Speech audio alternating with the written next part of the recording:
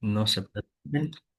Les comparto la pantalla para que podamos nosotros iniciar con nuestra lectura, bueno, más bien retomarla, ¿no? Y déjenme ahora sí compartir la pantalla.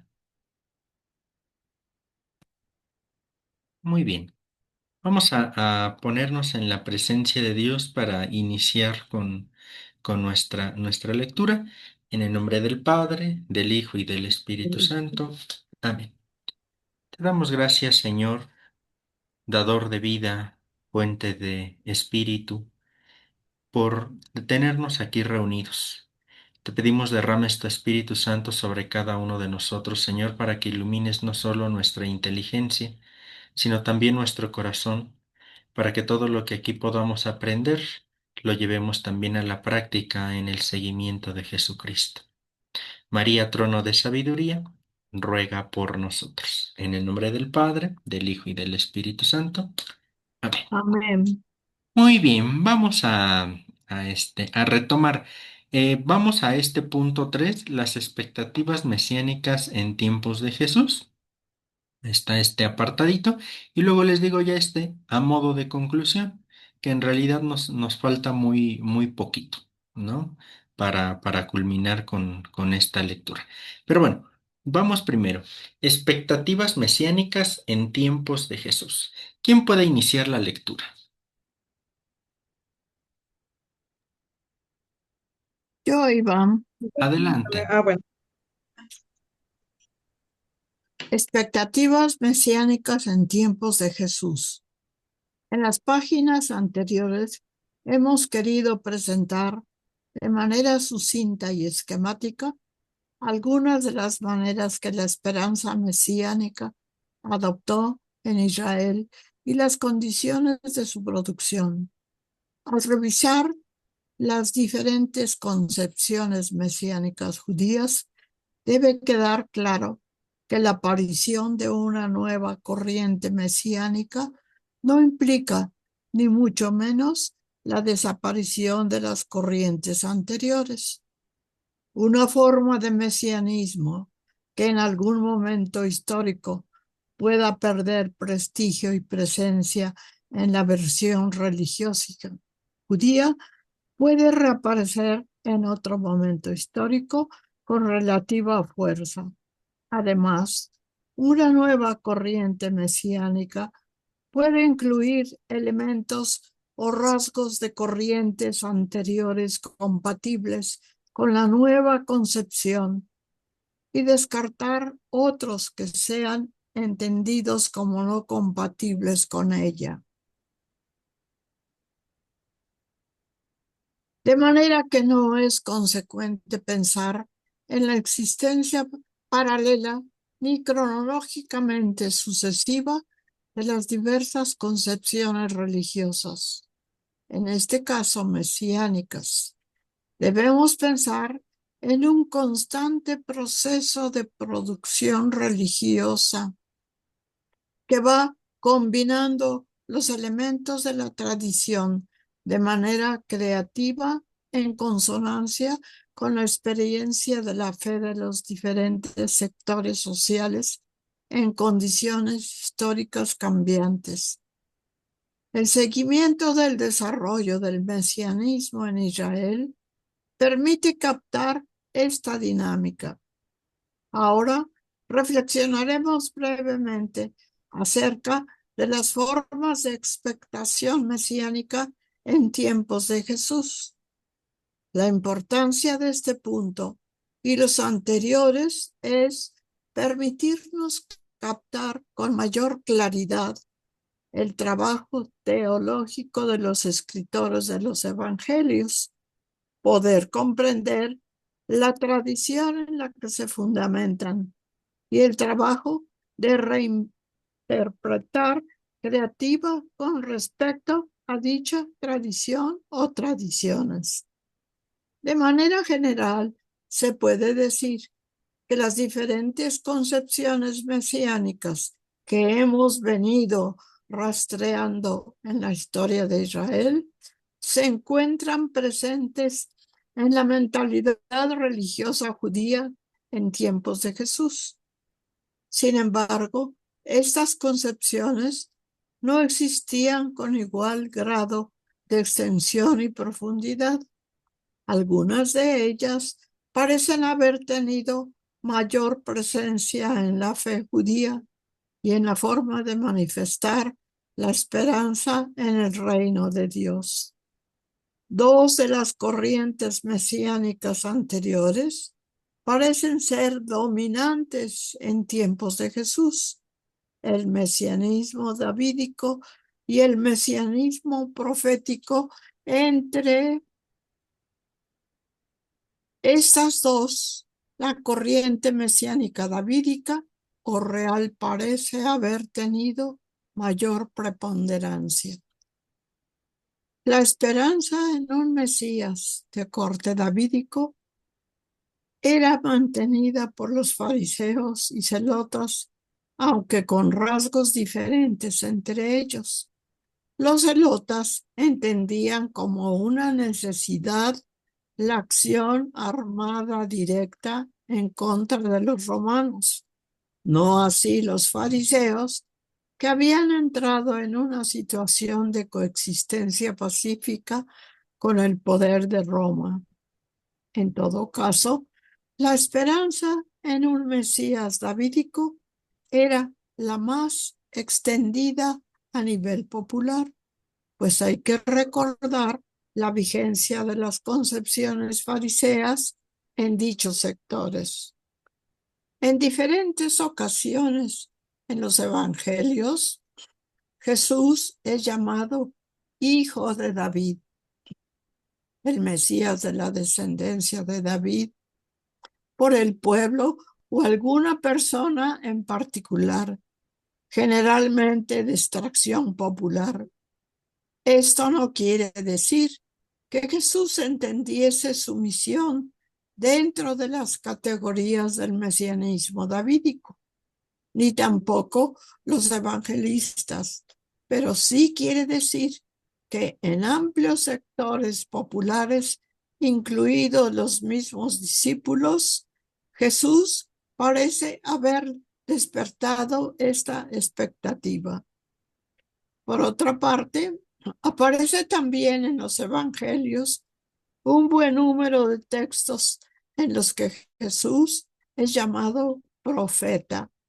Jesús es designado así tanto por el pueblo como por los mismos discípulos. El Evangelio de Lucas inicia el ministerio de Jesús con la escena de la sinagoga de Nazaret, en donde Jesús, según Lucas, asume el texto de Isaías 61, del 1 al 2, colocándose en la línea profética.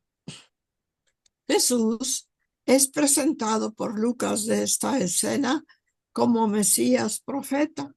Por tanto, parece justo pensar que Jesús fue también identificado por sus contemporáneos como uno de los profetas en consonancia con una expectación mesiánico-profética. Sin embargo, el mesianismo, centrado en la figura del siervo de Yahvé, no parece tener presencia significativa.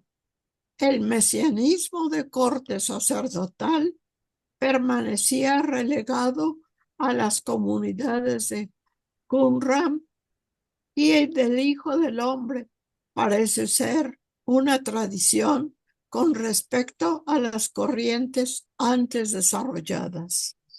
Eso, gracias, Sol. Nos detenemos aquí un momentito, porque ya de todos los tipos de mesianismo que hemos visto, recordemos, van siendo diferentes corrientes al interior del pensamiento o de la fe israelita, judía, ¿no? Ya para con tiempos para con Jesús, diferentes tipos de mesianismo, y que decíamos de aquí que esto tiene sentido cuando nos encontramos con un Jesús y diferentes grupos alrededor suyo, donde algunos sí creen en él como Mesías y algunos otros no creen en él como Mesías, ¿no? Que decíamos que esto no nada más es porque les cayó bien o les cayó mal Jesús, sino porque estos grupos, por alguna o por otra razón, tienen en su imaginario una forma de entender al Mesías de manera específica. Y lógico, si llega Jesús y se presenta con una manera específica de ser, ¿qué es lo primerito que muchas veces como seres humanos hacemos? Comparamos. Esto se parece a lo que yo pienso, a lo que yo espero, a lo que yo creo, me puedo adherir. No se parece ni a lo que pienso, ni a lo que creo, ni a lo que espero, me distancio. Y esto es como muy humano. De hecho, en las relaciones interpersonales. ¿No? Normalmente con quien nos relacionamos, con quien tenemos algo afín, ¿no? Pocas veces nos relacionamos con alguien con que nada o poco tenemos afín, ¿no? Y en este sentido, pues bueno, medianamente acontece lo mismo con el mesianismo de Jesús. Si Jesús cumple más o cumple menos las expectativas de cierto grupo, es entonces que cierto grupo va a aceptar o rechazar a Jesús por la sola idea de un tipo de mesianismo. Por eso, en torno a Semana Santa, yo les comentaba, ¿no?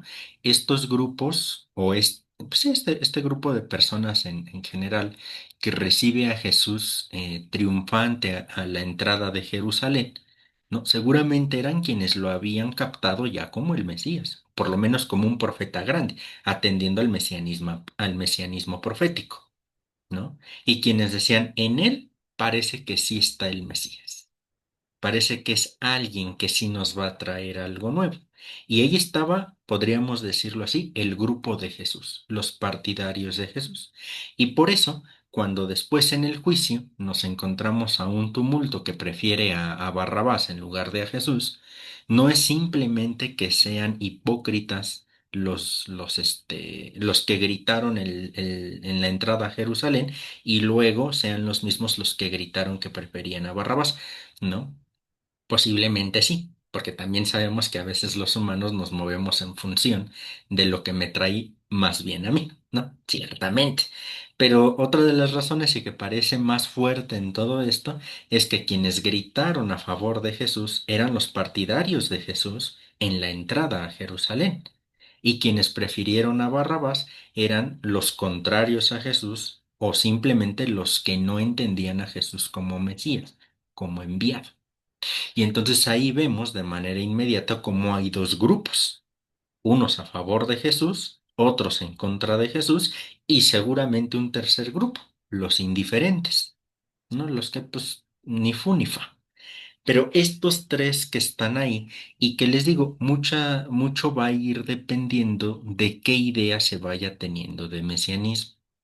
Ya dijimos, bueno, con ayuda de las conclusiones, el mesianismo con Jesús que parece estar más presente son dos tipos, ¿no? El mesianismo real, y por eso tanta insistencia en que es hijo de David, ¿no? Y el mesianismo profético, ¿no? Porque es el que habla en nombre de Dios y el que anuncia. Y en este sentido, lo que va a anunciar va a ser el reino de Dios. Que si se fijan, nuevamente se empata de manera como muy directa la idea de Jesús como hijo de David, como este Mesías rey, y que predica el reino de Dios. Aquí es muy interesante, porque ya después va a venir en un momento segundo, pero a este reino también se le va a identificar como reino de Cristo, ¿no? Aunque ahí hay una ligera desviación en el sentido de que Jesús no predica su reino o un reino propio, sino el reino de Dios. Pero bueno, ya en la interpretación teológica se fue formulando esto, ¿no? Entonces están íntimamente ligados.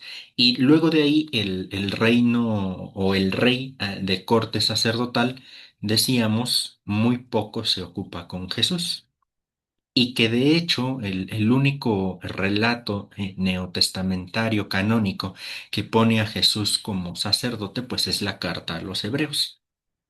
De ahí en fuera, a Jesús no se le presenta como sacerdote, ¿no? Y la misma carta a los hebreos, pues tiene muchísimas dificultades, porque por mucho tiempo se creyó que era de Pablo, ¿no? En la época contemporánea ya no se le atribuye a Pablo, a un escritor desconocido, ¿no?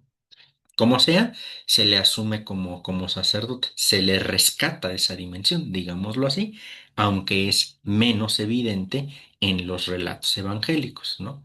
Y también el del siervo sufriente un tanto menos, aunque más presente incluso que el sacerdotal.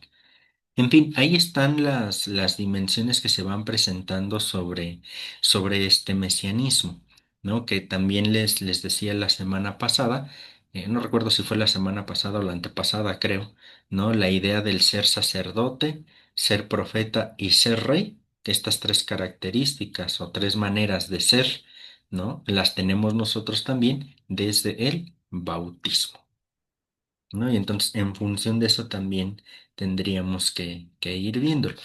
Por eso, siguiendo lo que nos comentaba Lulu al principio, ¿no? Cuesta un poquito de trabajo ya entenderle a esto. Claro, porque ahora el ser Mesías de Jesús ya no significa una sola cosa, ¿no? Viene arrancando de diferentes tradiciones. Y entonces ya eso es lo que de pronto hace tan complicado atender qué cosa es el Mesías. ¿No? Pero fíjense, y aquí viene interesante, porque aunque con Jesús se rescaten las ideas de un mesianismo davídico o regio y de un mesianismo profético, no es simplemente que Jesús cumple esas expectativas y se acabó, sino que Jesús de alguna manera las asume y las hace propias y las expresa de una manera singular, ¿no? Que eso también es lo importante. Es decir, Jesús no nada más llega a cumplir lo que se supone ya se había dicho de él. ¿Me explico? A eso voy. Sino que, claro, como judío, como ser humano, se inserta en una tradición totalmente, ¿no? Para él, en este caso la judía. Y a partir de ahí Jesús pues se va desarrollando, ¿no? Por eso de aquí muchos teólogos han insistido en que Jesús nace judío y muere siendo judío, ¿no? Y después de Jesús vendrá propiamente el cristianismo. ¿No? Más allá de eso, la idea es que viene con todas estas ideas y es con las ideas que Jesús trabaja, ¿no? De alguna manera, ¿no? Y bueno, desde ahí entonces habría que entender toda la vida y la historia de Jesús. ¿Vamos bien hasta aquí? ¿Algún Oiga, comentario, pregunta? Sí, profesor, sí. por esto cuando mencionó, dijo, lo más aceptado, el real, que es hijo de David, profético, el que anuncia el reino de Dios.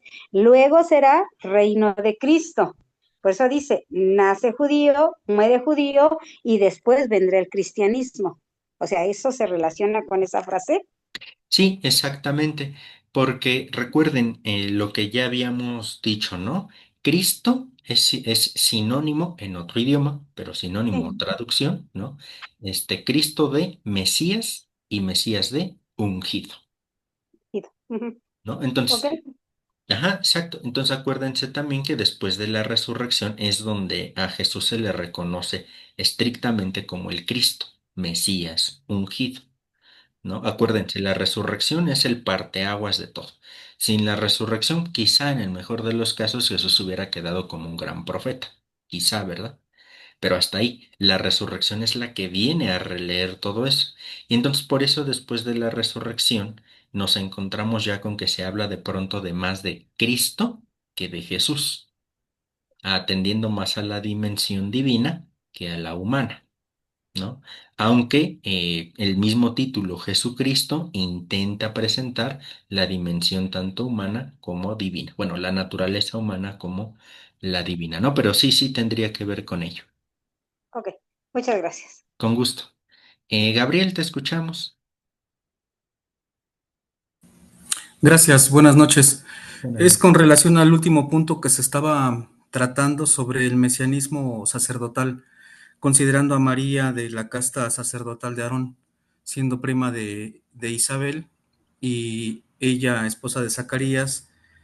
Supongo yo que eh, algo tiene que ver la reflexión que se hace sobre ese mesianismo sacerdotal por la familia de María.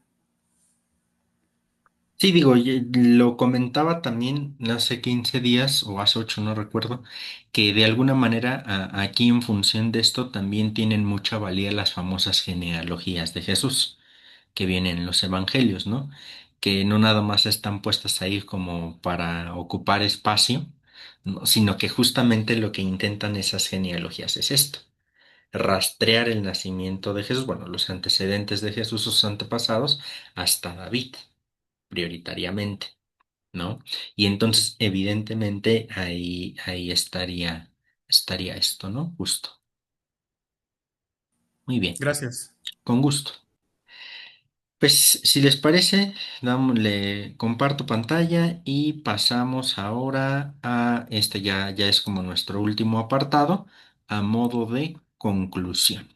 ¿Quién puede ayudarnos con este apartado, por favor?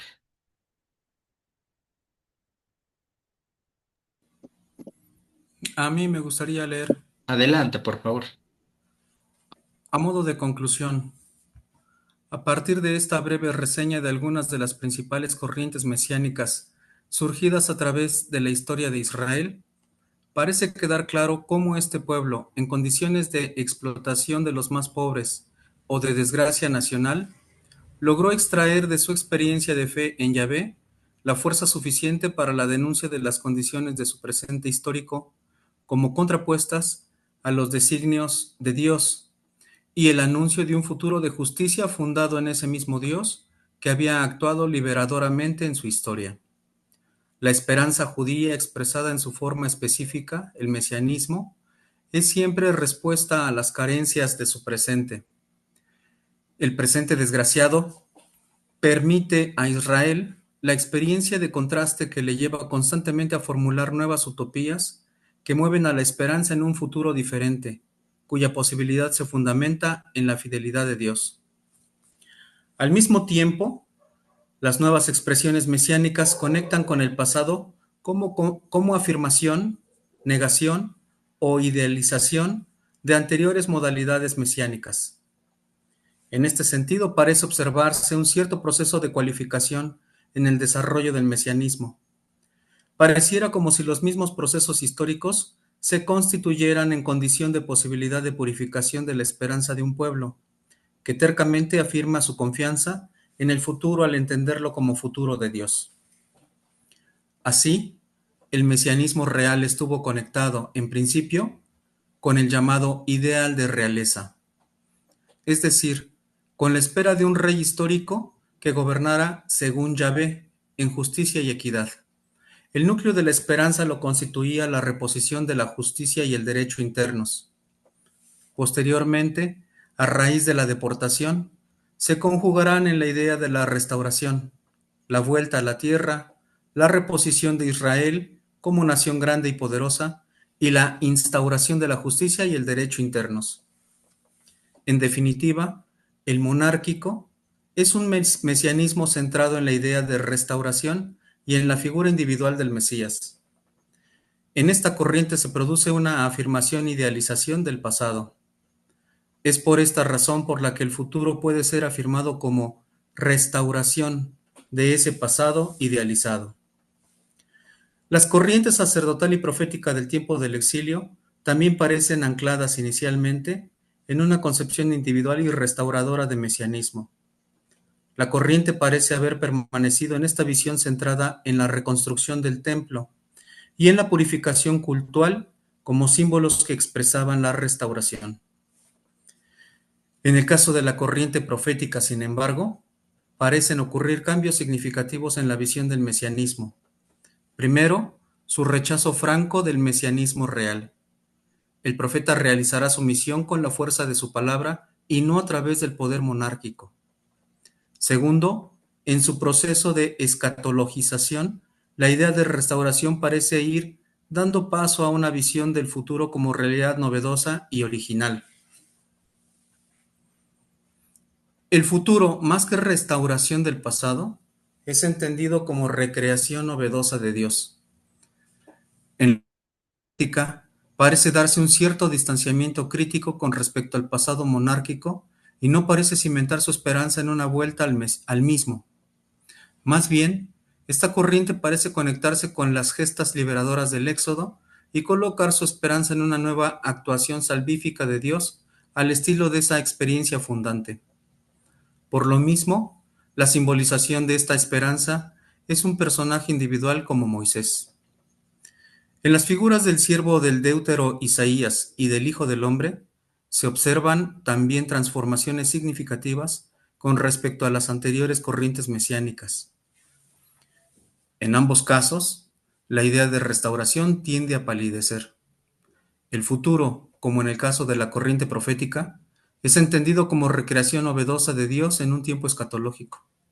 En ambos casos también, el sujeto mesiánico tiende a colectivizarse y, como vimos anteriormente, la figura del individuo Mesías se combina con la del pueblo mesiánico.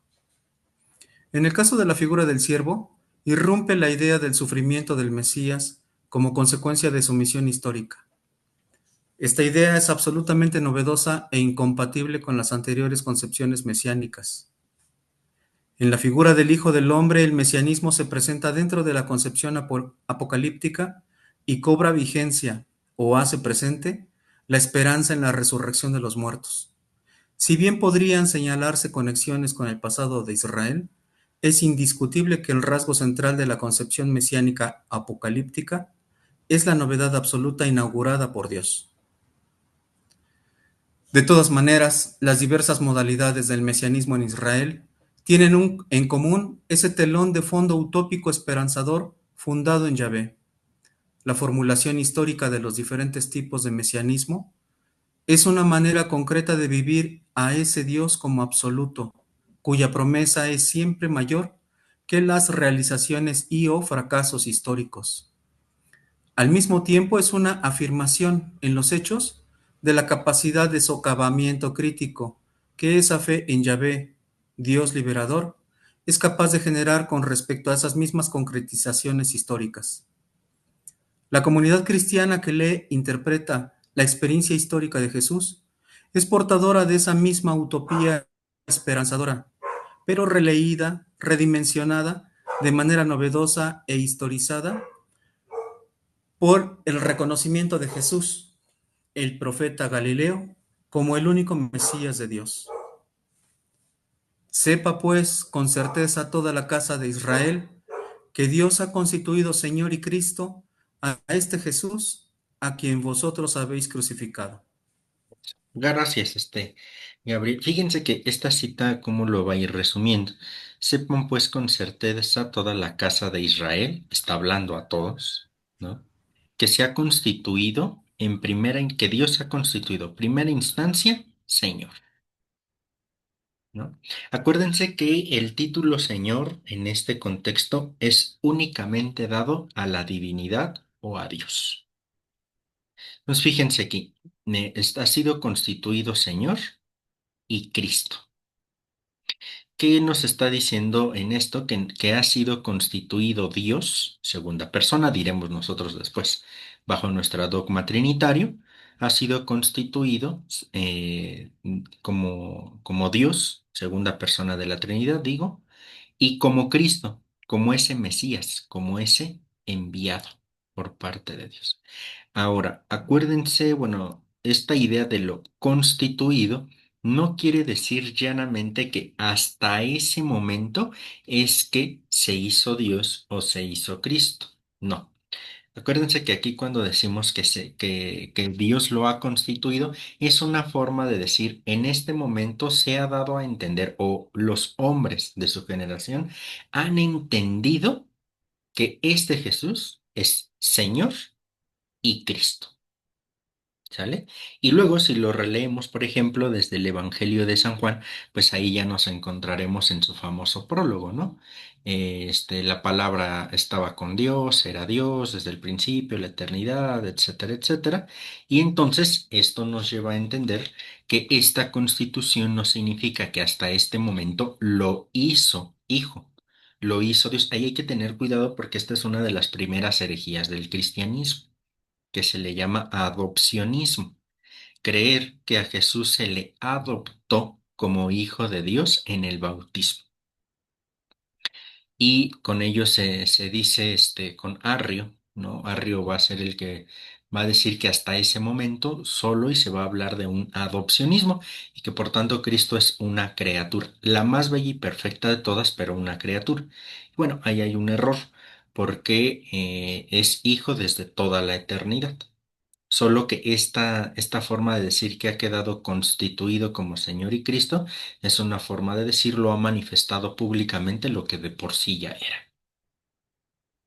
¿Sale? Podríamos decirlo así. Pero bueno, entonces nos encontramos con esta perspectiva, pues ya a modo concluyente de todo esto.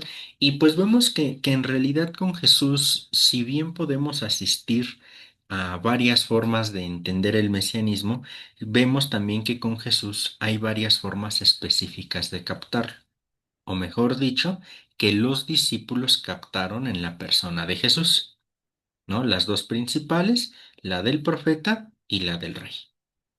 Pero que aún con esto, ¿no? Lo que les decía también, si bien Jesús de alguna manera se ven presentes ahí estas características, ¿no? También hay que tener en cuenta que Jesús las asume, pero las va a expresar de una manera propia y única. ¿Por qué? Porque en el mesianismo, por ejemplo, a nivel regio o del rey, ¿no? Existen, por ejemplo, también, sabemos al interno este grupo de celotas, que creía que este reino iba a venir a ser restaurado por medio de la fuerza. ¿No? Y nuevamente, Jesús no viene con fuerza, ni con ejércitos, ni con dinero, ni nada por el estilo, y pues para los celotas, pues este no puede ser el Mesías. ¿No? Así de sencillo. Y bueno, entonces por eso hay que encontrar por qué podemos decir nosotros que Jesús es ese Mesías. ¿Por qué? Porque cumple todas las expectativas en torno a él. Que dicho en pocas palabras, y por eso se asume la misión central de Jesús, el reino de Dios. Porque en torno al reino es en donde se va a constituir el mismo pueblo.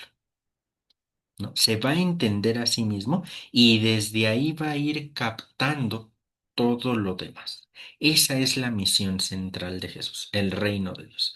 Y por eso, a nivel regio, pero también a nivel profético, va a anunciar lo que hay en favor de este reino, pero también a denunciar lo que está en contra de este reino. ¿No? Y ahí es en donde se va generando toda la perspectiva de Jesús, ¿no? Por eso les digo que es muy importante mantener en cuenta esto para no caer en una visión acotada de que Jesús simplemente, o el Hijo, vino simplemente a morir en la cruz por nosotros, para redimirnos del pecado. Claro, fue parte del proceso, por supuesto que sí, fue parte del proceso. ¿No? Pero que lo central no es la muerte en cruz, sino el anuncio del reino de Dios como misión central. Anuncia el reino, denuncia lo que hay de malo en contra de él o lo que hay de malo en la sociedad. Las autoridades, tanto civiles como religiosas o políticas, no le cae bien lo que está diciendo Jesús, confabulan y terminan por deshacerse de él. Muerte como consecuencia del reino. Pero después vendrá la resurrección, que es entonces donde Dios constituye a Jesús como Cristo, como Señor y Cristo. No es una forma de decir, pues bueno, Jesús mi Hijo anunció el reino, ustedes lo mataron, yo lo resucité. Que después Pablo en realidad va a ser el querigma que va a decir, ¿no? Ustedes lo mataron, pero Dios lo ha resucitado. Y es una forma de decir, este es el Mesías y está vivo ahora. ¿Por qué? Porque cumplió la voluntad del Padre. No simplemente morir en la cruz, sino anunciar el reino. Que asume la muerte como la última consecuencia del reino, cierto. Y por eso tiene carácter salvífico la muerte en cruz de Jesús. ¿Sale? Pero por eso les digo, en la época contemporánea, asumir teológicamente que Jesús simplemente vino a morir en la cruz para redimirnos de los pecados es una visión acotada de todo lo que dijo e hizo Jesús y toda su significación. Por el otro lado, con esto tampoco hay que entenderlo que la cruz es algo menor, por supuesto que no. ¿no? Es decir, como en su punto justo cada una de las cosas de Jesús, porque tan salvífica es la muerte, como salvífica la encarnación, como salvífica la resurrección, que incluso a mí me parece todavía con más peso la encarnación y la resurrección que la misma cruz. ¿No? Porque la cruz en este sentido es contingente. Pudo ser, bueno, de hecho fue la muerte en cruz, pudo no haber sido por muerte en cruz, por cualquier otra cosa, ¿no? Pero el punto era que sí era lo que no se podía obviar, evitar, no evitar, no, no tan no encuentro otra palabra, pero ¿qué es lo que no se podía dejar fuera? Ni la encarnación misma, ni ni la resurrección. ¿No? Entonces hay elementos ahí que encarnación y resurrección vienen a iluminar también el reino de Dios y la cruz. ¿No? Entonces, en ese sentido. Y otra de las características que sí me gustaría rescatar aquí mucho es que la idea del mesianismo lo fuimos viendo a lo largo de esta lectura, que el mesianismo, si bien apunta hacia una dimensión escatológica, es decir, hacia el final de los tiempos, también tiene una dimensión bien presente, aquí, ahora. Porque si nosotros nos vamos con Jesús, ¿no? La idea del Mesías, ¿cuál era? Que aquí y ahora iba a restaurar el reino de Dios. Independientemente cómo se entendiera en en todos los imaginarios del pueblo, ¿no? ¿Qué era lo importante? Iba a venir a restaurar aquí y ahora a nivel histórico ese reino de Dios. ¿Y qué es en última instancia lo que significa reino de Dios? Plenitud, humanización, ¿no? Un proyecto de liberación, reintegración y humanización. Entonces eso es lo que tendríamos en última instancia que asumir como cristianos, el proyecto del reino. Hay que liberarnos de todo aquello que nos oprima, sea temporal, sea espiritual, ¿no? Hay que reintegrarnos a nosotros mismos y reintegrarnos en la sociedad. Y en función de esto viene la humanización, ¿no? Por eso yo he insistido mucho en que el meollo de todo esto, incluso de la salvación, es nuestra realización personal. No porque seamos antropocéntricos exacerbadamente y que todo gira alrededor del hombre, no. Pero pues, ¿qué es lo que quiere Dios? Que seamos felices. Y ahí está el criterio de discernimiento de absolutamente todo, ¿no? Frente a esta situación, frente a esto, ¿me libero, me integro y me humanizo?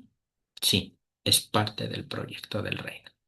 Si por el contrario me estoy oprimiendo, me estoy desintegrando, ¿no? Y me estoy deshumanizando, pues por donde le busquemos no es parte del proyecto, ¿no? Y entonces en este sentido, lo que nos libere, lo que nos reintegre y lo que nos humanice, adelante sea. ¿No? Y por eso ustedes saben que muchas de las veces termino concluyendo esto, ¿no? Nuestra realización personal, porque eso es lo que quiere Dios de cada uno de nosotros. Ya el reto pues está en la vida diaria, ¿verdad? Porque pues ya entre tantas vicisitudes de la misma vida, pues esto se va presentando no siempre llanito color de rosa, ¿no? Pero ahí está nuestra misión como cristianos, como esos otros Cristos, como esos otros Mesías, porque acuérdense, nosotros en cuanto que hemos sido bautizados, hemos sido ungidos. Y por tanto, en ese sentido, estamos siendo otros Cristos, otros Mesías. Claro, desde desde nuestra humanidad, ¿verdad? El único Mesías en sentido estricto, pues bueno, es Cristo, ¿no? En este sentido. Pero nosotros, en cuanto que hemos sido bautizados y estamos en su seguimiento, pasamos a ser esos otros Cristos y otros Mesías desde nuestra propia condición humana, ¿no? Muy bien, abrimos el foro, ¿algún comentario, alguna pregunta? Adelante, Gabriel.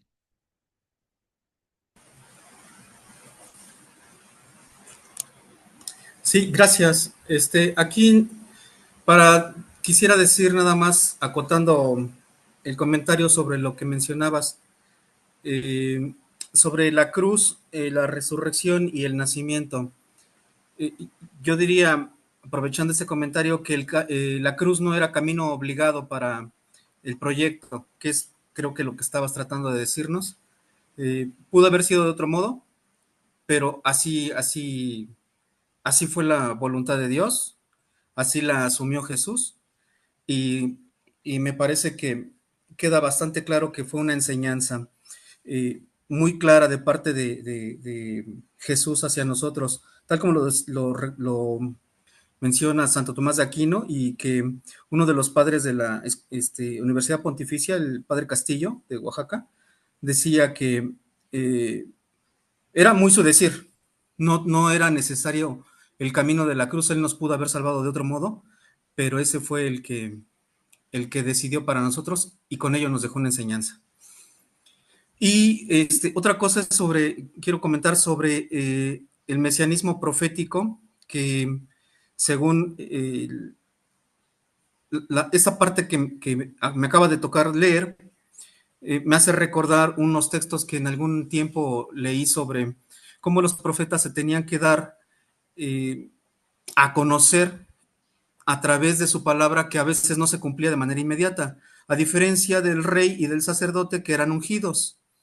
Así que de ahí viene quizás este comentario que viene en la conclusión o a modo de conclusión, porque la palabra del profeta se tenía que cumplir.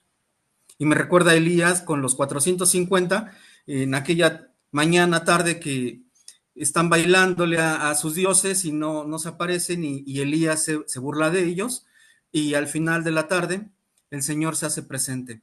Entonces, este mesianismo profético del que se mencionó en este texto, yo creo que tiene mucho que ver con nosotros en el bautismo, como ya se dijo, porque muchas de esas veces en las que tenemos que enfrentar la vida y la palabra de Dios nos llega al corazón, pero no se refleja de manera inmediata, nos hace desesperar un poco quizás.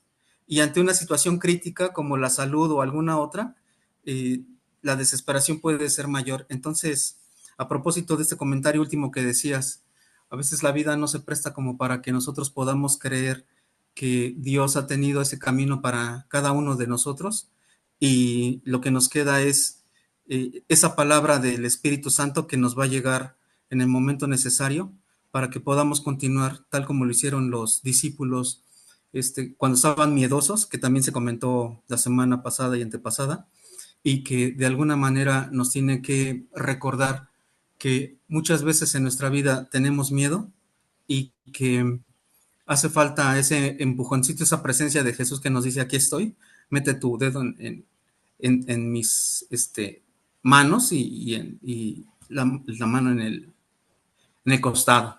Bueno, eso es todo. Gracias. Gracias, Gabriel. Sí, efectivamente, ¿no? Ahí no era necesaria la cruz. Esta vino y sobre esa reflexionamos, ¿no? Sobre esa asumimos el proyecto de Jesús. Pudo haber sido de otra manera, sí, no lo fue, y ahí quedará la pregunta de qué hubiese sido sí, porque en realidad fue así. Entonces sobre eso tendremos que reflexionar, ¿no? Y que al mismo tiempo justo esta idea nos lleva a entender que el mesianismo pues trae sus complicaciones, ¿no? Que hay que asumirlas. Bueno, ahí estaría. Muy bien. ¿Algún otro comentario, pregunta? Profe, Adelante, ¿puedo Pati. dar mi pequeño resumen? Sí, Mire, adelante, por favor. en el entorno del pueblo, en el entorno del reino de Dios se constituye el pueblo. Jesús asume, o sea, lo asume. Él asume la realeza, lo profético y lo sacerdotal. Lo asume y lo desarrolla. Él anuncia el reino y denuncia. La consecuencia de la denuncia es la muerte de cruz. Pero viene lo más importante, la resurrección, donde este es el Mesías, este mesianismo que apunta a lo escatológico, o sea, el fin de los tiempos. Pero aquí y ahora, Él restaura el reino pleno y humano, por lo que estamos invitados a vivir en el amor. Ujú. ¿Sí? Sí, Oiga, Tere, exactamente, Pati. Buen resumen. Gracias. gracias a usted, ¿eh? Me encanta. Con gusto. ¿Algún otro comentario, pregunta? Hoy en el Evangelio del día de hoy, Sí. precisamente viene esa parte donde dice que el Hijo del Hombre no vino a abolir la ley ni a los profetas, sino que vino a darle cumplimiento. O sea, ahí se ve un carácter autoritario, estricto, que no quería liberar al hombre de la justicia que se estaba imponiendo en ese momento, sino al contrario, cumple, ¿no? Dale a Dios lo que es de Dios y al César lo que es del César. Y entonces ahí vemos precisamente cómo Cristo no quiso liberar al hombre de sus obligaciones, de la ley, de lo que tenía que cumplir como ser humano y no apartándose de las normas civiles y culturales que había en su momento. Sí, Así es. exacto. No, gracias a ti, Adri. Sí, porque acuérdense esta idea de no venir a abolir la ley, sino a darle plenitud. Yo siempre pongo el ejemplo de un semáforo, de los semáforos, ¿no? Cuando se nos hace tarde para ir a algún lugar, ¿cómo nos rechocan los semáforos? ¿No? Y hasta se nos hacen eternos. ¿Por qué? Porque ya vamos tarde. Y quizá en ese momento podríamos decir, ay, que quiten todos los semáforos para irme directo y la agarramos contra el semáforo. Pero si nos ponemos a pensar seriamente, el semáforo está para nuestro bien, porque si no hubiesen semáforos, choques por doquiera y en todo momento, ¿no? Y entonces, en este sentido, es darle al semáforo su correcto lugar, el para qué está, ¿no? Y medianamente, análogamente, es lo que hace Jesús, ¿no? Jesús no viene a quitar la ley, sino viene a decir, hey, está la ley. Claro, la ley no es más que el hombre. La ley está en función del hombre, no el hombre en función de la ley. Por eso la famosa expresión, ¿qué está para qué? ¿El sábado para el hombre o el hombre para el sábado? No, pues el sábado para el hombre, ¿no? Entonces, en función de esto, la ley mosaica es buena ¿en qué sentido? En cuanto que ayuda al hombre a una mejor convivencia entre ellos y en una santificación personal. Pero cuando la ley es asumida por el hombre a nivel simplemente legalista, ahí ya la ley trona, que era la actitud de los fariseos, maestros, escribas de la ley, ¿no? Que era cumplir la norma al pie de la letra. Y claro, ¿la norma para qué está? Pues para cumplirla, evidentemente, ¿no? Pero si se hace solamente en función de porque lo tengo que hacer, ahí ya no se está haciendo ni siquiera por convicción, sino por obligación. Y ahí ya no hay un sano interés por la misma ley, ¿no? En fin, pero sí, ahí también eso. Muy bien. ¿Algún otro comentario?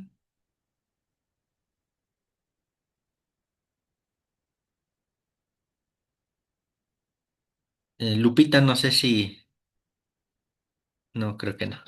Bien, entonces, si no hay algún otro comentario. Bien, si no, podemos ir concluyendo con nuestra sesión. Les digo, la próxima semana ya veríamos lo de los relatos de la infancia. No les voy a mandar la lectura ahora que acabemos esto, se las envío, lo tengo aquí en la computadora. Se los envío para que la puedan ir disponiendo para la próxima semana. Vamos a tener les voy a compartir pantalla para que conozcamos un poquito. La próxima semana, entonces, antes la lectura de hoy, que estamos terminando, vamos a leer a Armando Nogués. Armando Nogués es mexicano, es un biblista mexicano. Entonces vamos a leer Producto Nacional. ¿No? Entonces, Armando Nogués, uno de los grandes biblistas mexicanos, y bueno, los relatos evangélicos de la infancia de Jesús. Hemos de saber, pues, que solamente en dos evangelios nos presentan relatos sobre la infancia, que es Mateo capítulo 1 y 2 y Lucas capítulo 1 y 2. De ahí en fuera no se habla más de la infancia. Juan no habla precisamente de la infancia, sino antes del nacimiento de Jesús. Bueno, aquí van a estar algunas dificultades metodológicas. Ya ven que en teología siempre hay dificultad. Pues bueno, para no perder la costumbre, arrancamos con las dificultades metodológicas, origen y contexto de los relatos de la infancia. Vamos a ir viendo esto. Bueno, semejanza, los relatos evangélicos de la infancia, cuáles son las semejanzas, cuáles son las diferencias, ¿no? Mateo y diálogos con cada uno de los evangelistas, Mateo y su relato de la infancia, perspectivas críticas y teológicas, ¿no? Em, bueno, más Mateo, después vendrá Lucas y su relato de la infancia, igual perspectivas críticas y teológico-pastorales, y bueno, algunos relatos que aquí nos vamos a ir encontrando, los relatos de la infancia y la historia, otra vez, problema histórico, no acuérdense aquí, todo esto que tenemos, y la predicación cristiana de la infancia de Jesús, y con eso concluye este archivo, ¿no? Entonces vamos a leer a Armando Nogués. Bien, entonces aquí vamos dejando nuestra sesión para irnos a descansar.